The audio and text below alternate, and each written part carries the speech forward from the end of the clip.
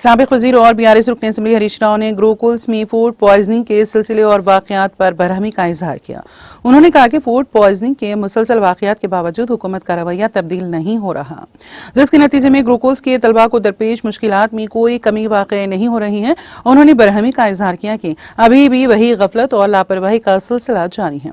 हरीश राव ने कहा कि फूड पॉइजनिंग की वजह से मंचूरियल में वाक़ई गिरिजन गुरुकुल में 12 तालिबात को अस्पताल में दाखिल करने के 24 घंटे के बाद एक बार फिर ख़य और पेट में दर्द की वजह से तालिबात को दोबारा अस्पताल जाना पड़ा। उन्होंने तनकीद करते हुए कहा कि यह शर्म की बात है कि यह हुकूमत फूड पॉइजनिंग के शिकार तलबा को मुनासिब इलाज फराहम करने में बुरी तरह नाकाम हो गई है। उन्होंने कहा कि मुत्तहदा आदिलाबाद जिले में फूड पॉइजनिंग के वाकयात का सिलसिला बद इंतजामी का मुंह बोलता सबूत है। निर्मल, वांगखेड़ी और मंचूरियल गुरुकुल्स में अब तक जुमला 94 तलबा को अस्पताल में दाखिल कराया गया है, जबकि इंदिरा वैली और निर्मल गुरुकुल्स के 2 तालिबे इल्म बुखार की वजह से अपनी जान गंवा चुके हैं। वांगखेड़ी गुरुकुल के 3 तालिबे इल्मों की हालत जो नाजुक हैं, अभी नीम्स में ज़ेर इलाज हैं। इसके बावजूद हुकूमत गहरी नींद सो रही है।